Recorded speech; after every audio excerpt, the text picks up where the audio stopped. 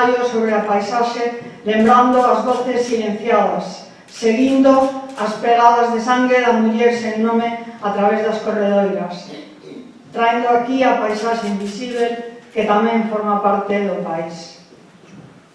Querido Pepe, aquí estou no intre de te suceder no escano e ti non estás. E que dicir sobre Neira Vilas que non estea escrito? Todos saben que seguía sendo o pícaro rebelde capaz de revelarlle unha pedra ao fillo do Señor, disposto a unir a túa voz na denuncia das injustizas. Li Memorias dun neno labrego chegar ao libro en 1973. Se este libro segue emocionando lectoras e lectores de países distantes, é por falarnos de cuestións universais, das injustizas, das delicias dun neno, das súas penas nun mundo hostil. Tivo a fouteza de rachar coas historias bucólicas sobre as aldeas.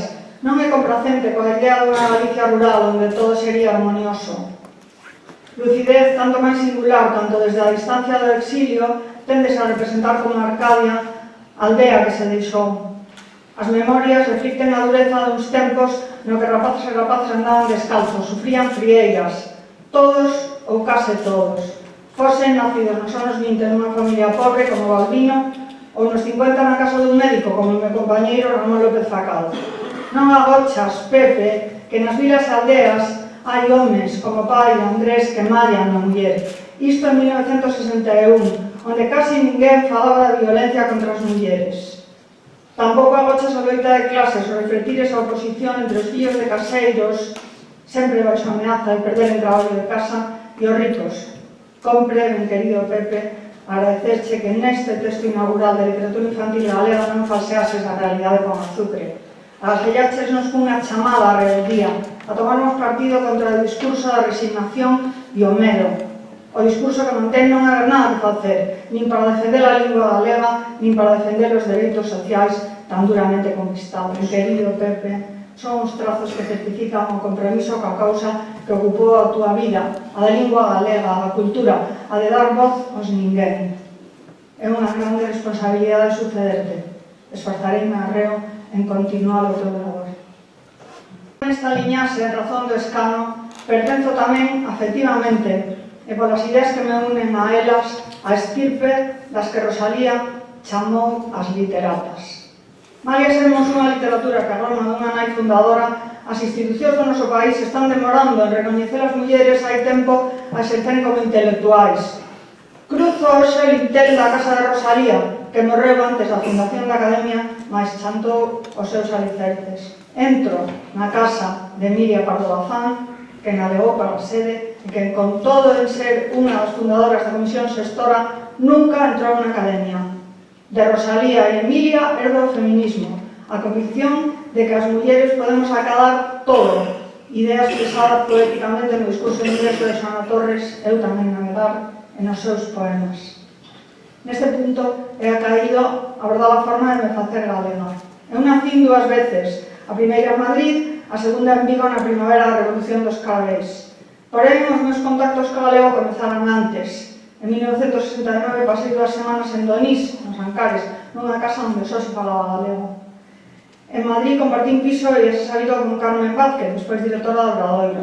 En Vigo, casa Antía Cales, coitei recitar Antón Beiras Cal, Meu Carriño, de Cabanillas, e Antón agasallou os primeiros libros en galego que lin, O atraso económico de Galicia, de Manuel Beiras, e Longa noite de pedra, de Celso Emilio. Isto antes de me instalar en Galicia, en mergullar en toda na familia do meu compañeiro Ramón Facado. Os facais debo a aprendizaxe da lingua a un imaginario da Costa da Morte por min roubado na casa de Toma. Neses comezos, ademais das memorias dun neno labrego, lin As laranxas máis laranxas de todas as laranxas e A galiña azul. É unha ledicia que este sexa o ano Casares.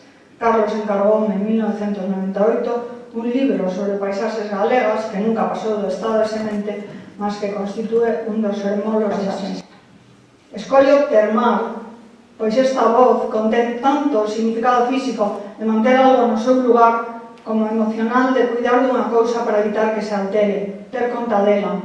Voces sostendo a paisaxe e tendo conta dela como agarimo. O argumento deste ensaio é que ambas as dúas, presenza material e inmaterial, construída como di María López Sande, discursivamente no noso imaginario están ameazadas.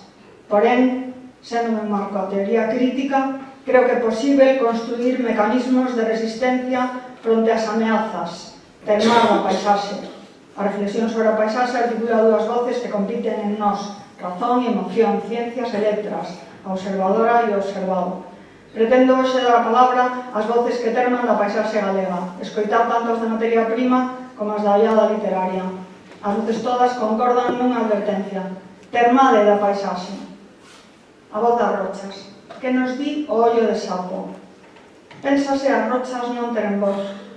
Crese que podemos maltraelas, pois ao seren inmutáveis nada poderá afectalas. Adoitase considerar que nada é tan difícil de mover como as montañas.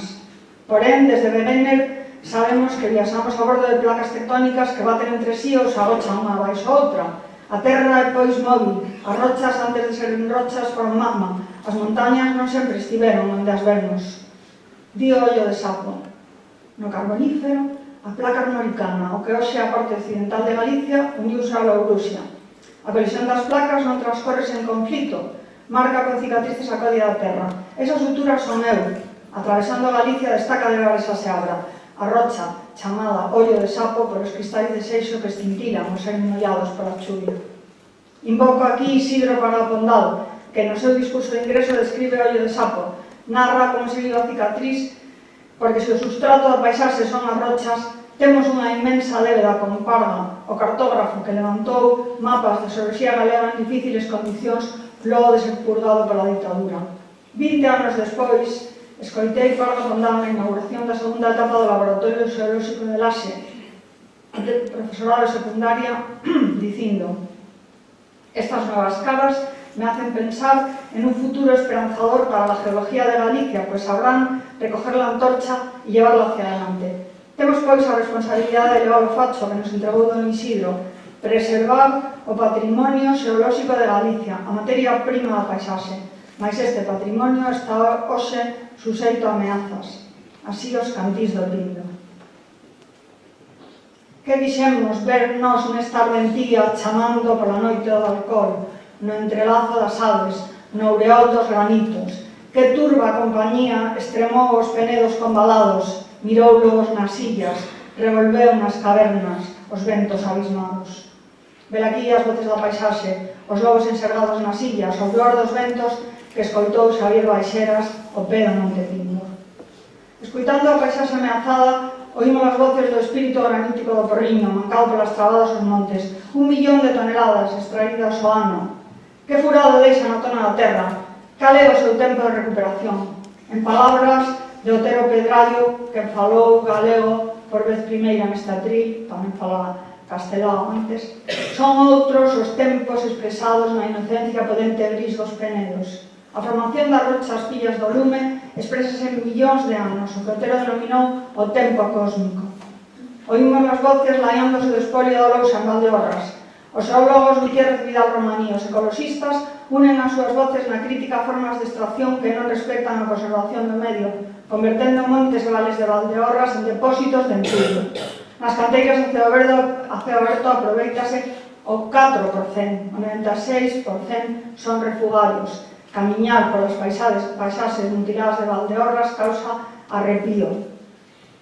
A Serra do Eixe foron engolidas polas canteiras, a auga desapareceu en longos tramos dos ríos, os topónimos das fráxiles comunidades de Penatrevinca perderon o seu sentido. Non hai serpes na mítica lagoa da Serpe, nin pombas no leiro das pombeiras. O plan de ordenación de recursos naturais de Trevinca segue sen ser completado.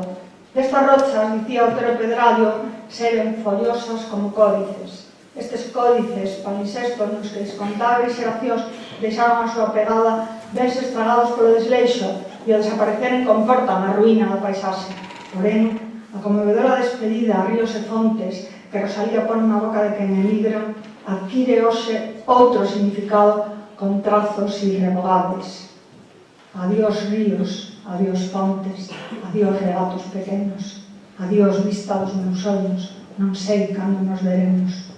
Non somos nós que marchamos coa esperanza de volver. Dicimos adeus, tal vez para sempre, a ríos, fontes, regos, O regato de Toba estaba vivo hai 30 anos. As anguillas apañábanse coa man, no rego loureiro bulían os cabezolos, as ras anunciaban o lusco-fusco, os picapeis se reboaban. O río ainda leva auga, mas na súa contorna caeu o silencio.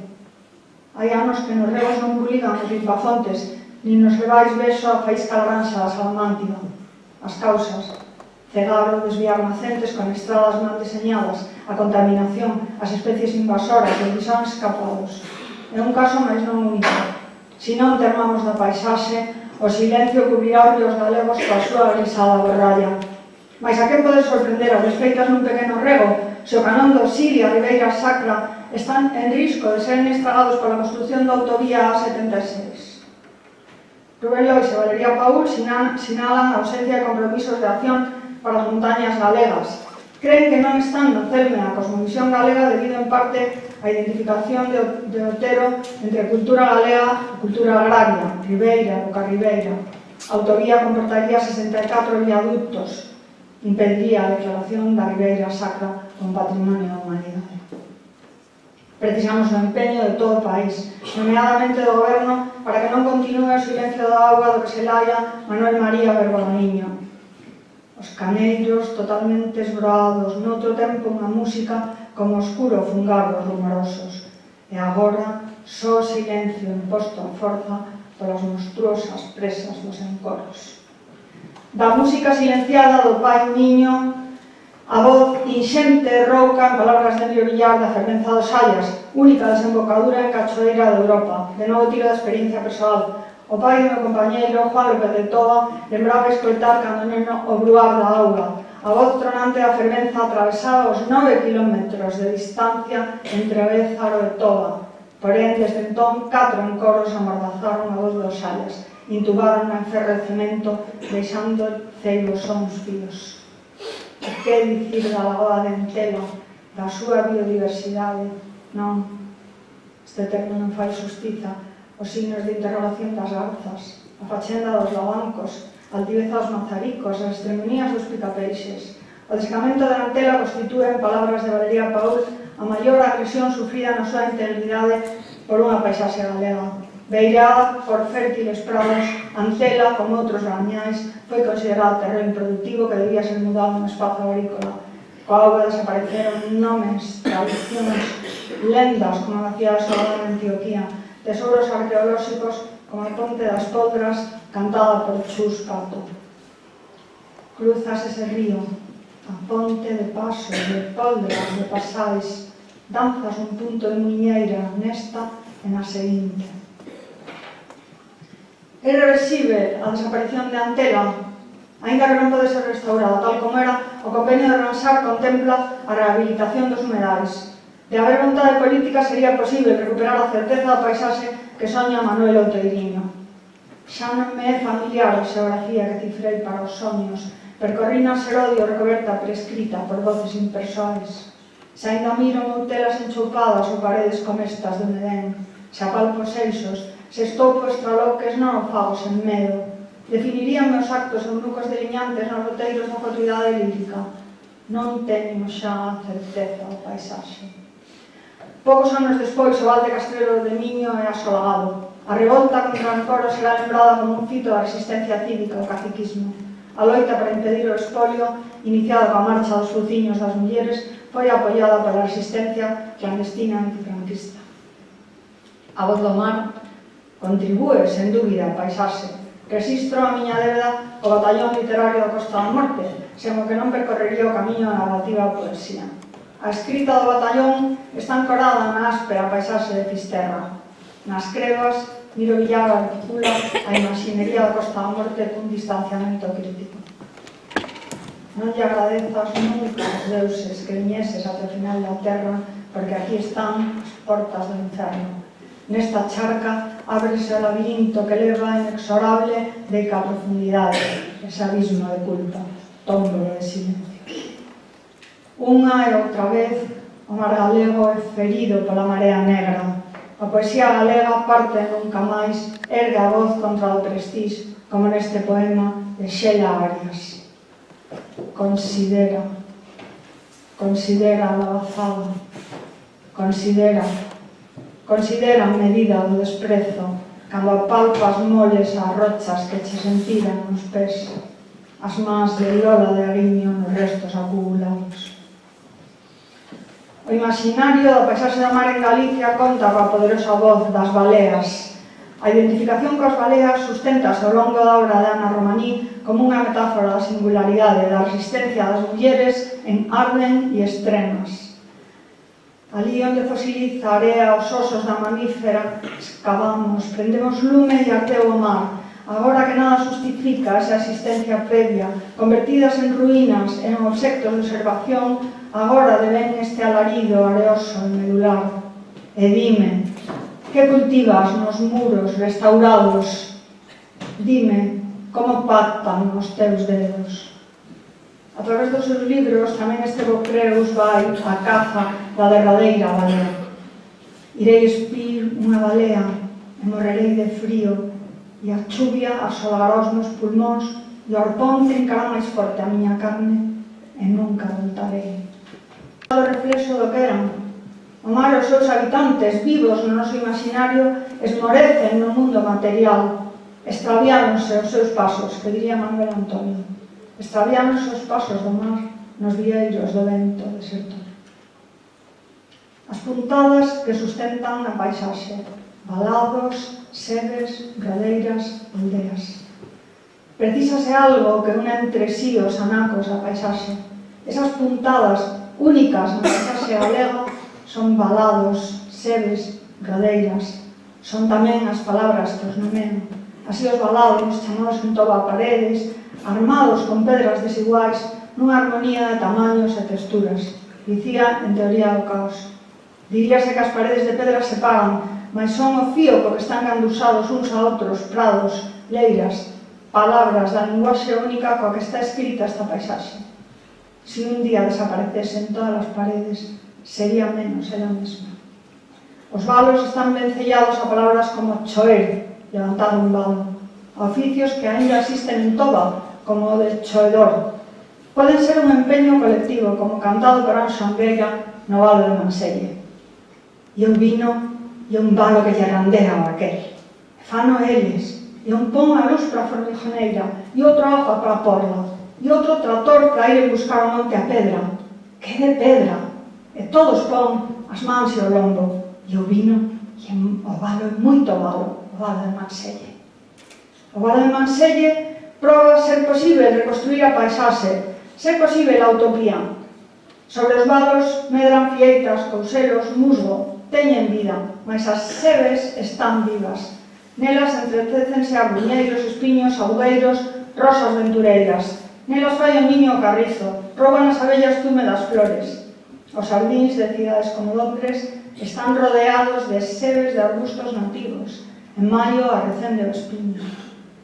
As rodeiras, pegadas na pedra, escritas ao longo dos anos, son memorias de rutas sobre corredoiras, dos carros cantarusando traeren leña ao monte, desapareceron baixo o asfalto ou existen linzadas de tosos e silvas. Chamo aquí pola preservación de rodeiras, valos, sebes, veas polas que circula a identidade da nosa paisaxe, signos que dotan de significado o país, patrimonio de noso, memorias de centos de xeracións. Para ser paisaxe, o territorio precisa da transformación humana, o que Díaz Fierros formula como diálogo entre natureza e seres humanos. Signos desta presenza son valos, sebes e rodeiras, mas non chegan. É a ausencia das persoas. As puntadas máis necesarias para manter a paisaxe son as mulleres e os homes que habitan, son as aldeas. Se as aldeas fican abandonadas, o diálogo enmudece, a paisaxe esborógase. Ora ben, Galicia sofre unha perda de poboación no rural. Cada escola fechada por falta de nenos, cada casa sen fume na cheminea, cada leira sen cultivar é unha ferida na paisaxe, máis grave na Galicia interior. Que fica das case 200 malladas que hubo noutrora na Serra do Eixe? Apenas unhas poucas comestas polas esteiras. A doenza non é nova. En 1915, na Fouce esquecida, Cabanillas describe o resultado do desafiuzamento. Currales baleiros, pallotas desfeitas e o piorno sin millo coas portas abertas, nin gando na corte, nin fume nas tellas, nin carro no alpendre, nin xente na eira. Non é novo o despoboamento rural, porén falta crear oportunidades de futuro nas aldeas. É urxente, non chega coa resistencia individual fermosamente sintetizada por Uxío Nogueira. Onde só queda alguén para aguantar dos nomes, poño eu ampla fronda, a redroma dun castiñeiro, e sentada a súa sombra xunta a longa estirpe do último labrego. Para aguantar dos nomes, lingua e toponimia.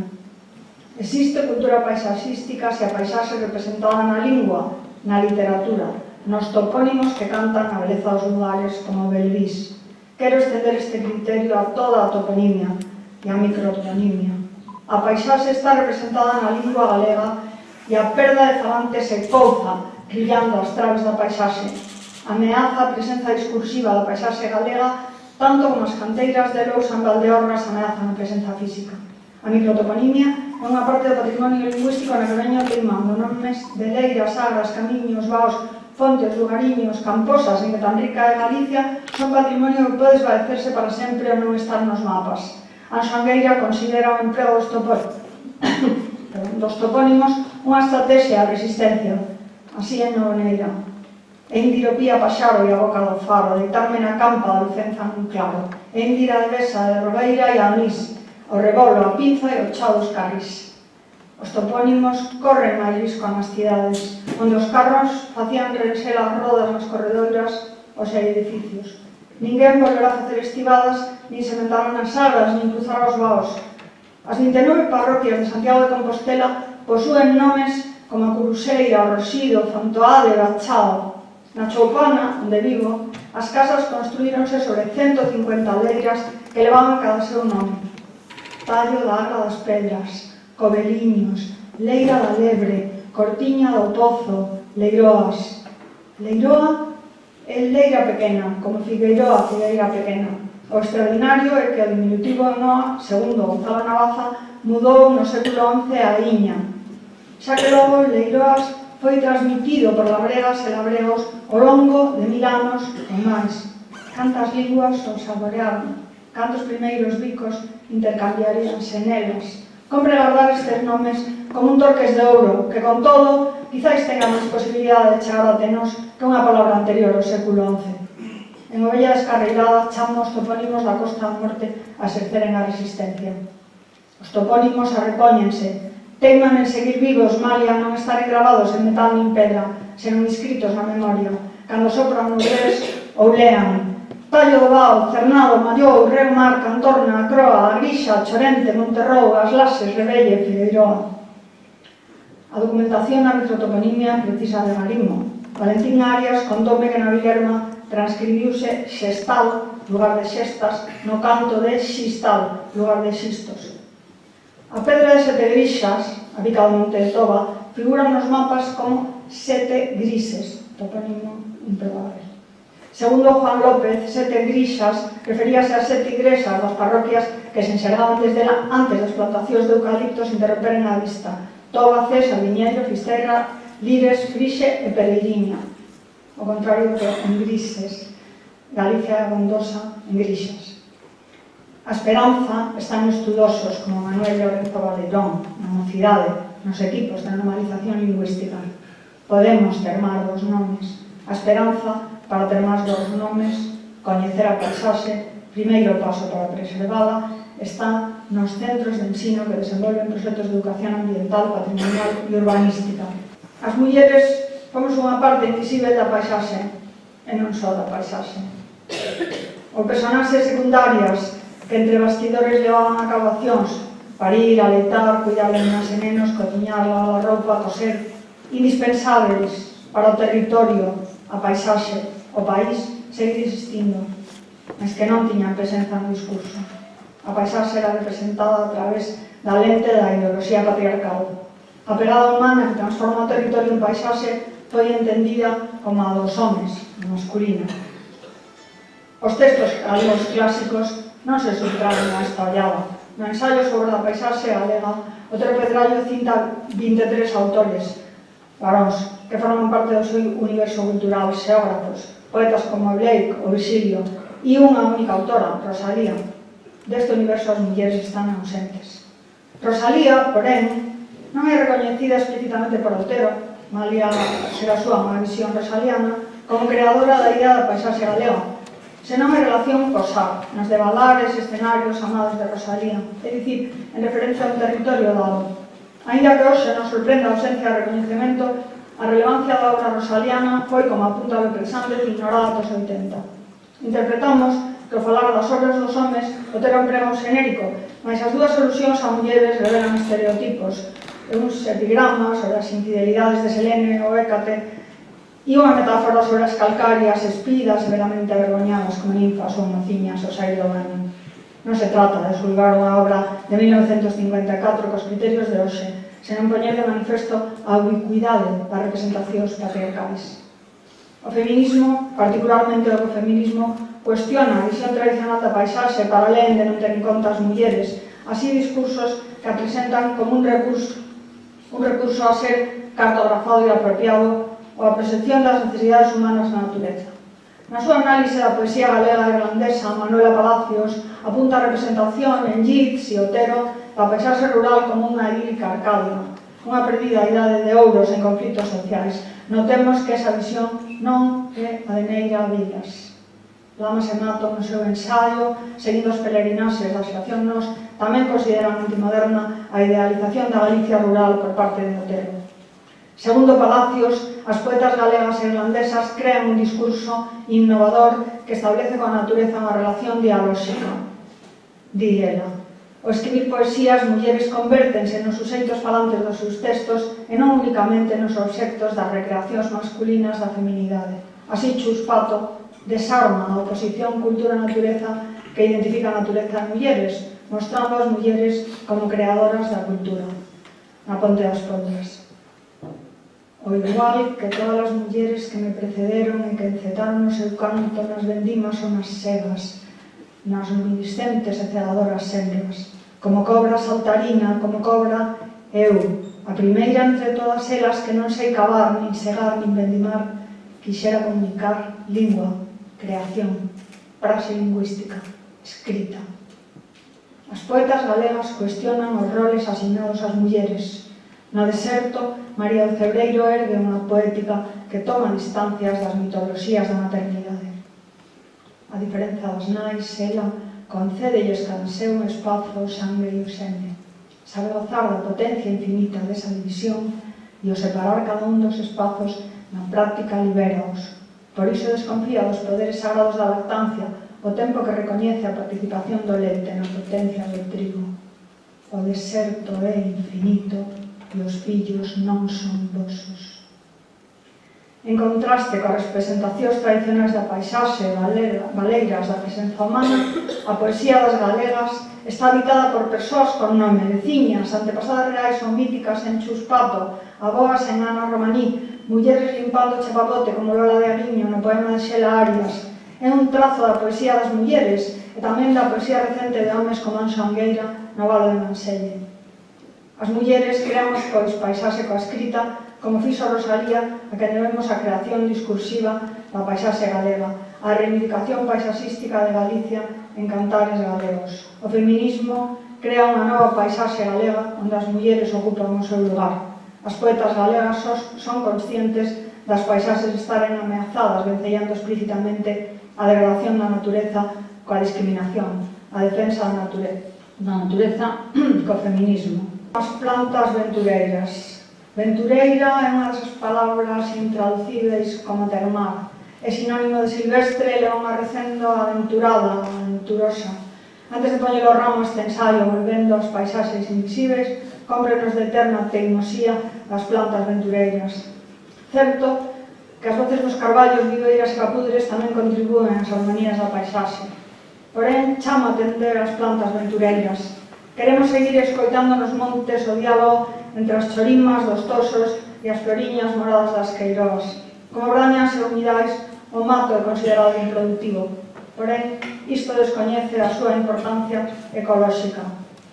Noutrora utilizado para estrar as cortes e fertilizarlo as agras, o Os rebentos do toso tamén foron empregados como mantenza aos cabalos. En Toba, recoller eses gromos novos para baixalos no carro era chamado apañar a primavera. Necesitamos as plantas ventureiras nos montes, ou será imposible apañarnos a primavera. Das plantas ventureiras debemos aprender a resistencia. Resiste o sabueiro a cometida do cemento nas cidades. Se hai en Compostela unha parroquia chamada Sabugueira, é por seren os sabugueiros máis antigos que as murallas. Deseñemos os parques de modo que neles acouben as plantas de noso. Non imos resignarnos a guardar o seu nome únicamente nun topónimo. Como íamos preparar a auga a noite de Sansón? É tal vez a arboriña que se atribúen máis calidades medicinais e poderes máxicos, desde Hans Christian Andersen a Johan Rowling. Confeso especial predilección por o bruñeiro, escollina para ser plantada no acto escritoral na súa terra da Élega. Nese acto encomendeime e sígome encomendando ao bruñeiro, unha árbore ventureira que vive en liberdade. O bruñeiro é unha meixeira brava, linzada da rebeldía das espiñas, da sutileza das flores de 5 pétalos. O sabor dos froitos é intenso, acedo, todo o contrario do insípido pensamento único. Prefiro ao bruñeiro por ser unha árbore rebelde e insumisa, apropiada para as mulleres que saben apañar flores, mas tamén como Rosalía, utilizar as espiñas do pensamento crítico.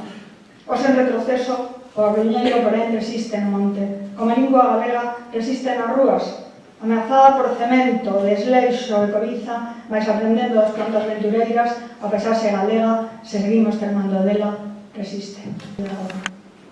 Galicia é como coñecemos por ser antes soñada por Rosalía, por Castelao, por Bóveda. Soñadoras, soñadores que coa imaginación como ferramenta idearon mundos mellores. Así a muller que foi deixando no monte pegadas de sangue, castigada por soñar dereitos para as traballadoras, para as redeiras. 3 meses despois da primeira entrevista recuperamos o seu nome. Dolores, Lola Blanco. Súa filla, Lola Rodal Blanco, narra entre saloucos Andrés Domínguez Almansa o que ocorreu aquela noite de agosto de 1936. Primeiro en Cangas e despois no Pozo da Revolta. E pum, pum, pum na porta, eran as 2 da mañá. Baje! Mamá baixou co camisón de dormir e descalza. Venga con nosotros. Deixe que me vista. Non, non fai falta. E ao chegar ao quiosco pararon e había un coche con unha chavala e dicíalle: non chore, señora, non chore. Ai, pois a min traerme de Marín e non me fixeron nada. Dicir por callada, sí. Miña nai xa tiña 52 anos e a rapaz era nova. Era un coche grande, miña nai iba chorando: ai, Dios mío, miñas filliñas. E antes de chegar aquela volta de Marín hai unha recta e hai uns camiños que van para a praia e aí nesa recta pararon os coches. Había monte para aquí e monte para arriba e miña nai xa desconfiou. Camine, camine usted. E sentiu a detonación do tiro e o grito da outra.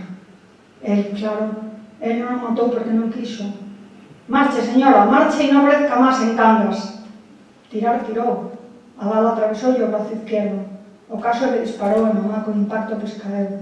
Perdeu o conocimiento e cando sentiu arrancar o coche, descalza, desnuda, cando despertou estaba sangrando todo e ela rompeu unha tira do camisón, envolveu o brazo e tira monte arriba. Nin sabía onde estaba. Ai, Dios mío, onde vou ir agora? Xa empezaba a vir o día. Ela quería lavar aquela ferida. Baixou a carretera, sentiu o olearse no mar, sentiu unhas voces. Eran uns mariñeiros tirando os aparelliños, pero puxeron un medo tan grande a que me encontraran un escapado. Ai, señora, nós non podemos acollela. Porén, vencendo o medo tan grande, houbo que lle foi indicando o camiño para volver de Marín a Cangas, a través do monte, que na axudou durante os 3 días en que foi escondéndose dun lugar a outro. Súa filla guardou a memoria para nos a incorporar a paisaxe galega, para escribir nela o nome de Dolores Blanco. Redeira, afiliada a CNT, dirixente de la Reivindicadora. Termar da memoria, termar dos nomes, exercer a resistencia.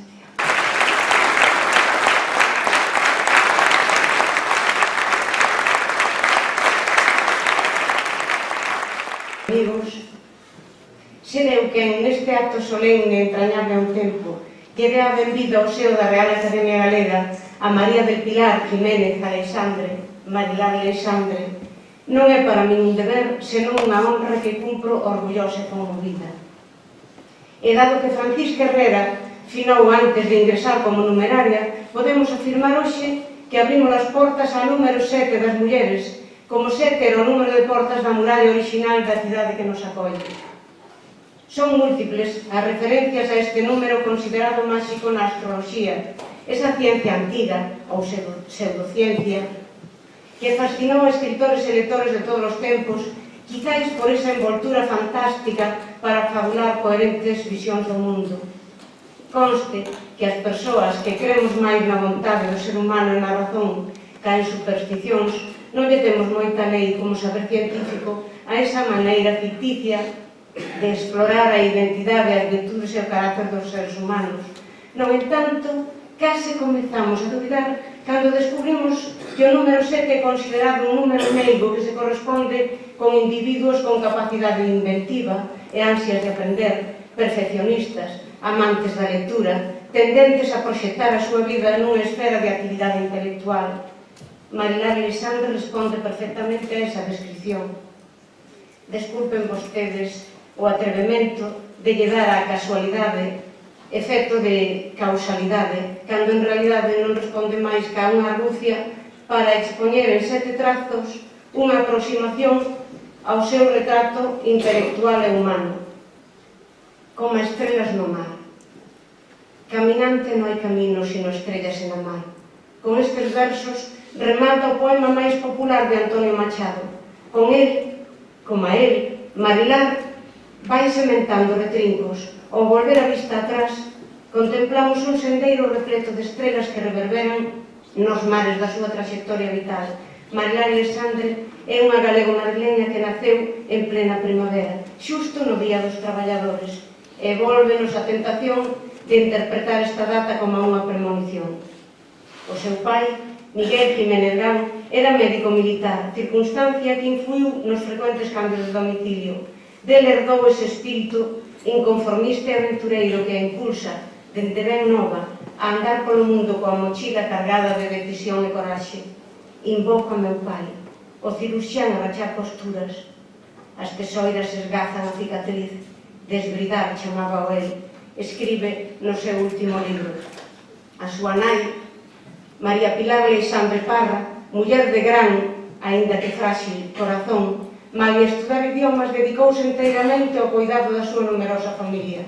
Esta entrega recórdanos a Marilar nuns versos de desgarro e rebeldía en Catálogo de Velenos. Ven aquí un fragmento. E se o batifundio das tixolas non che deixaba oír a música, se o teu francés e alemán eran inútiles contra a graxa dos fogóns, se os tubos da auga berran como nenos ou gaivotas e as patacas se pegan no fondo da tarteira, nai, como é que está sorrindo nas fotos? Dela, da súa nai, ademais da valencia para as linguas, recibiu a filla o nome, María Pilar, e o sobrenome, Marilar. Aos poucos meses de nacer, seu pai foi destinado a Valladolid, pero recordos non comezan a tatuarse na súa memoria ata estaren instalados en Ceuta. Ali, na Praza de África, grava a escena dunhas tremendas inundacións. As mulleres afanábanse en botar fora da cociña coa vasoira aquela enchente. Como se pode barrer a auga? Foi unha das súas primeiras observacións científicas. Tal vez, esa estrela no mar, que a súa inocencia desposuía de drama, teña influído en facer dela unha muller destemida, que non só lle perdeu o medo á chuvia moi cedo, senón que sente con agarimo a súa paisaxe, asumindo os versos de Alberto Caeiro, heterónimo de Fernando Pessoa. Un día de chuva é tan belo como un día de sol. Ambos existen, cada un é como é. Mesmo lles arrinca os medos aos cativos creando o pequeno Chis, a quen, emulando o mago de Merlín e familia, dota dun paraugas feiticeiro capaz de acabar co monstro da chuvia. Cando Marilar vai á escola, xa sabe ler. Dona María Pilar, boa pedagoga e boa ilustradora, mentre a maioría dos escolares tratábamos de descifrar códigos escritos naquel rayas, inventara un método máis atractivo, imitando, quizáis, sen o saber, aquel outro empregado por algunhas sociedades medievais nas que o mestre escribía unha palabra nunha pequena lousa, o alumno pronunciaba e de seguido untaban a lousa con mel para que literalmente arandese. O mel de Dona Pilar eran os motivadores de Bruxo, sacaron das palabras.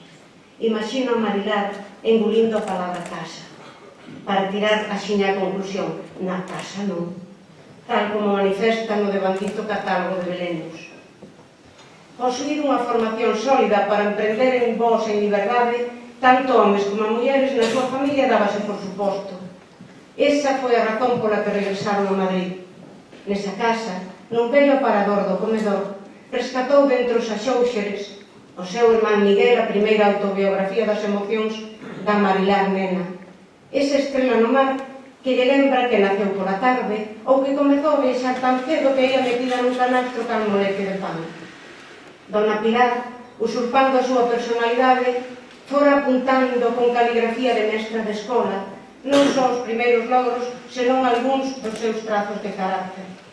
Como ya sé leer, me gusta mucho tener cuentos. Sé hablar bien. A veces dice papá que soy un poco redicha. No sé, por peregrinar. En Madrid, unha vez rematada a licenciatura de Biología, obtivo o primeiro traballo no Departamento de Entomoloxía. Porén, malia os coñecementos científicos ou o dominio do francés e do inglés, pululaba entre os seus superiores como unha praga de escaravellos a ameaza que supoñía a súa condición feminina. Iso, unido á participación nas asembleas clandestinas da facultade, facía moi difícil abrir portas nunha universidade rancia. Opositou e rematou destinado no Instituto número 5 do Calvario en Vigo. 12 anos despois, regresa a Madrid para traballar na formación do profesorado, mais o xeo de Pontedén deume un accidente de coche, devólvena definitivamente a Galicia, onde exerce como catedrática de didáctica das ciencias experimentais na Universidade de Santiago de Compostela.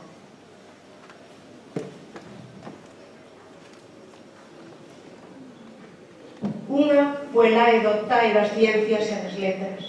A súa ampla trayectoria, tanto científica como literaria, fai-nos crer que, se vivise a finais do século XV, sería unha desas emancipadas antepasadas das universitarias, integradas nun renacemento que permitiu rexurdir da educación feminina. Na casa sempre, non. Se para Marilar Alexandre a literatura é un mapa de paisaxes mutantes, debuxado con diferentes lápis da imaginación, na súa paleta de cores caben as máis variadas tonalidades. Figúraseme vela, exercendo de alquimista, mesturando o vermello da cochinilla co violeta do insecto larga, para obter cores novas e de maneira natural conxugar a tradición co novo, nunha sorte de serezade capaz de inventar mil e unha historias, nas que a profesión de bióloga agroma como unha vocación instalada no seu ADN da alma. Poño por caso, eu, como Carl, un dos personaxes de Carl e Charles no Red Line, tampouco non sabía o significado de Arneilóns, cando Marilar puxo en boca de Charles a resposta. Son esas pequenas couchiñas como grans en miniatura que cobren as rochas nas praias. Dediquei 8 anos da miña vida a escribir 4 volumes sobre eses seres aparentemente insignificantes. É probable que vostede máis eu esteamos de acordo en que ningún ser é insignificante, respondeulle Carl. Mais o seu desexo de coñecer non se limita ás ciencias ou ás letras, senón que abarca calquera das ramas da arte. Non é pois de extrañar que a organización do Salón Internacional do Libro Infantil e Juvenil de Pontevedra acordase homenaxear a esta puelae doctae, xusto cando o lema do Salón foi a toda máquina, que semella apreixar a máxima enerxía posible. Exploradora e aventureira, Marilar Alexandre, cala exeria da antiga Gallaecia, explorou diferentes xeografías e culturas que lle permitiron beber na literatura oral e na escrita. Está convencida de que as vilas e as cidades, igual que a casa onde vivimos, son para sentir saudade delas e mesmo para ter onde regresar das viaxes, non para permanecer de por vida atrapados. Na casa non sempre. É por iso que, na adolescencia, e gracias ao cine, soñaba con viaxar ao interior de West Side Story para danzar cos Sharks e os Jets, e para que un Romeo a sacase a bailar e a bicase baixo os enramados metálicos da escaleira de incendios e experimentar así o gozo dun amor sen barreiras, se era Natalie Wood do filme musical ou a Xulieta de Shakespeare que o inspirou.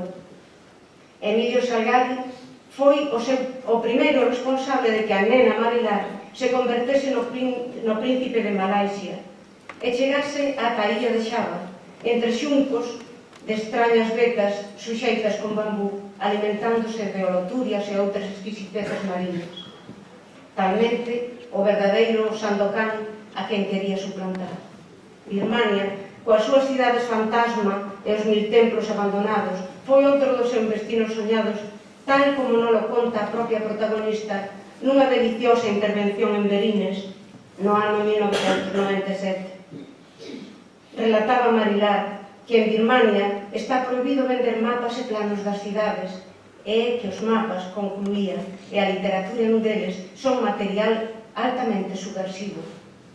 Ela é subversiva, practica a subversión cultural ou alterar a injustiza social. E aonde non puido chegar, mandou os seus personaxes. Desexou, poño por caso, navegar polo Amazonas, catar o recendo de cada planta da selva, os sons dos animais, do vento, e enviou a Emilia, a protagonista da expedición do Pacífico.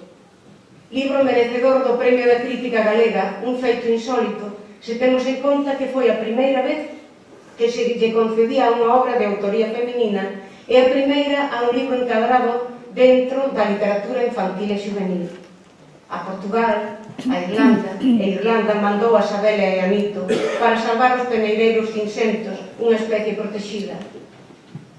A Lobeira, esa illa imaginaria izada de referencias míticas, mandou os personaxes de lobos nas illas. Hai quen pensa que os escritores levamos unha vida aventureira, pero eu non viaxei en zorra polo Ártico, aínda que confío en facelo algún día, dinos. Non teño dúbida de que se non o fixo aínda, calquera día cruzará Rusia no Transiberiano e navegará polo Ártico nun deses vehículos desvarar pola neve para rescatar algunha brocha de flor. Mandará algún dos seus personaxes por diante para pillar o ceo cos pés, tal vez Carlota, ou Fá, ou Sofía. Todas elas anaquiños dunha Marilar aventureira leoa e devoradora de libros que continúa a explorar o universo. Na casa sempre? Non. Cos pés fora do prato para apañar a primavera. En 2003, a Asociación de Escritores en Lingua Galega outorga a Marilar en Xambre o E de escritor. Tamén daquela como a hoxe escolleu Santiago de Compostela para plantar a súa árbore, unha meixeira brava, como ben dixo, rebelde e insubmisa, que resiste no monte como resiste o galego nas rúas, di. Marilar, ademais de exemplo de constancia e competencia, é muller decidida, que fuxe da rutina para desmentir a primavera, que saca co tío os pés do prato para atrapar con eles o ceo e escribir o futuro dende unha liberdade descolgada de imposicións. Ela mesma é a transgresión que anula a orde que pretende forzarnos a avanzar nunha sola dirección, cal sombra errante navegando polo Queronte. Son quen de imaginala alá polo 1968 con 21 anos, participando na loita política contra o franquismo, escribindo panfletos clandestinos e repartíndoos de madrugada nas fábricas do cinto industrial de Madrid. Marilar ten moito desa ovella descarreirada que aparece nun dos seus libros. Tamén ela renega das tradicións que asoballan e sai do rego para rabuñar versos na palma da man e ir apañando frangullas daquel simbólico banquete de pan inabarcable. Conta a nova académica que aprendeu a escribir redactando panfletos para revistas clandestinas, pero que non se sentiu escritora ata que se fixo galega. O primeiro libro publicado, de certo, foi xa en galego, A formiga coxa. E ven sendo o xermolo non só de moitos dos libros posteriores, senón incluso do espléndido discurso de hoxe. Naquel relato está presente a temática e o estilo de contar que logo ampliaría e depuraría noutros moitos títulos nos que a aventura e o descubrimento, a reivindicación da diferenza, a superación e a tenacidade para conquistar soños, enfrontándose, se for preciso, aos seus devoradores, o respeto pola natureza, a lealdade a si mesma, a denuncia social e o compromiso ético e estético son unha constante. Poño por caso, no rescate do peneireiro, Sabela é un ecoloxista e seu irmán un ornitólogo preocupado pola misteriosa extinción dos peneireiros insentos. Os que seguimos ano tras ano a súa traxectoria fomos de sorpresa en sorpresa vendo como ampliaba os seus registros iniciais. En 1993 aparece a súa primeira novela para adultos, Tránsito dos Gramáticos, a quen seguen Lobos nas Illas, a compañía clandestina da contrapublicidade, Teoría do Caos, O Coitelo de Novembro. En ningún caso, as debandidas publicacións supuxeron que abandonase a literatura infantil e juvenil e volve sorprendernos con temáticas comprometidas e complexas. En Rúa Carbón, Paula descubre que seu pai morreu preparando un coche bomba para ETA.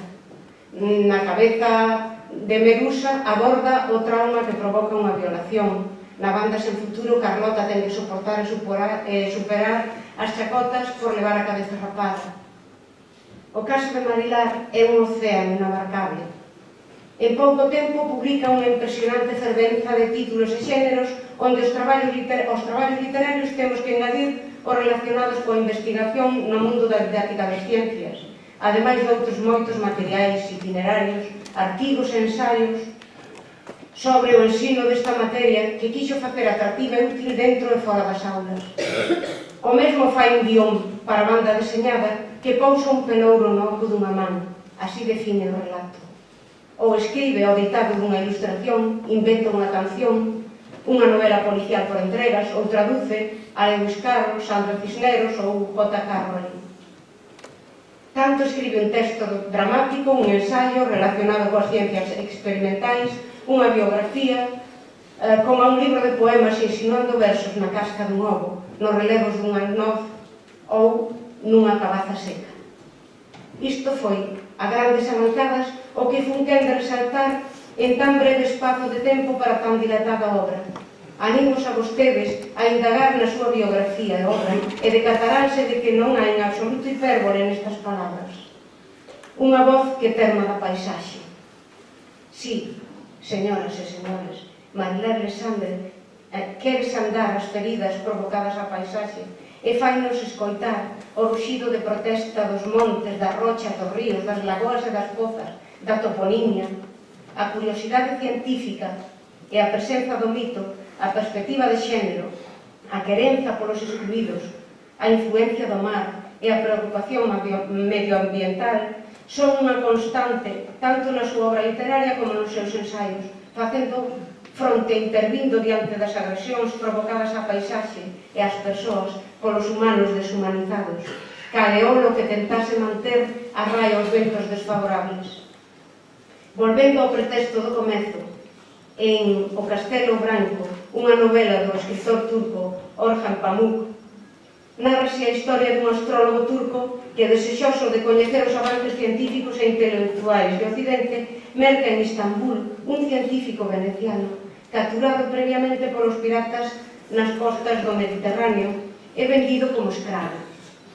O seu asombroso parecido físico fai que astrólogo e científico poñan os talentos de ambos ao servizo do sultán como se fosen unha única persoa, un adiviño que fundamenta as súas profecías na ciencia e na astroloxía. Nunha sorte de epílogo final, Orhan Pamuk quizás porque non vivía nun país que muda por arte dos libros, senón polas cousas que escoitan doutros e as paixóns que prenden, decidín que no meu adiviño había aprender a ciencia dunha persoa chegada de fora. Cando chegou o momento de lles dar corpo aos dous protagonistas, decateime de que non era capaz de distinguir o mestre do escravo italiano. Ese esforzo por dar unha perfecta simbiose entre ambos os dous que o Nobel turco imaginou, non sería necesario se batese de fronte con alguén que dominase por igual o poder da imaginación e o coñecemento científico, nunha sorte de vasos comunicantes onde se traspasan dun recipiente a outro coñecementos, intuicións e sentimentos, é dicir, se dese con Marilar Alexandre como unha enviada das estrelas. Na medalla que en breve se lle vai facer entrega reza o lema Coligi expurga, innova. Marilar chega á academia con cestos ateigados de palabras descarreiradas coas que nomear os animais e as plantas todas, dende as que se refiren aos seres máis insignificantes ata os que asoman por primeira vez. Son palabras escollidas, limpas, tal vez silenciadas ou discriminadas, e que como bióloga e literata atenta a poñerlle nome a todo o que respira e xixa rescatarnos. Compre examinar palabras ou células unha por unha, honra, familia, feminina, a luz e misericorde do foco do quirófano, tirar fora tecidos contaminados, palabras riscadas, insta no poema desbridar. Señoras e señores académicos, debemos alegrarnos de que hoxe ingrese na Real Academia Galega unha persoa que berra non contra quen pensa que as cousas son así porque sí, que sabe que nada é definitivo e irremediable, e que sente como propia cada conquista colectiva. Coa súa incorporación, refórzase a potencia intelectual da Academia como grupo. Estou completamente segura, Marilar, de que o admirado, ben querido e entrañable mago de Grés, que tantas paisaxes magoadas quixo curar, ese infatigable xornaleiro da palabra que aprexou as máis fermosas para abordar con elas as beiras dos océanos, alá onde estea, celebrará que sexas ti, outra xornaleira eficaz e incansable que non ocupe a súa cadeira. Lembro unha fotografía na que apareces sentada no tellado dunha casa, como a quen está nun prado contemplando o universo, sen mostrar o vertixe das alturas. Baixo os pés, os países soñados. E penso, hai algo que a ti se che poña costa arriba? E porque ti és unha desas voces libres que terman da paisaxe galega tamén, porque es que el despertar en nós a mesma emoción polas rochas que polos paxariños, desexamos, ben querida Marilar, que 7 vidas teñas para que, agora dende a Academia, poidas levar durante moitos anos ese facho dos rebanceiros no que ti tamén navegar facendo o país. Benvida sexas a esta casa.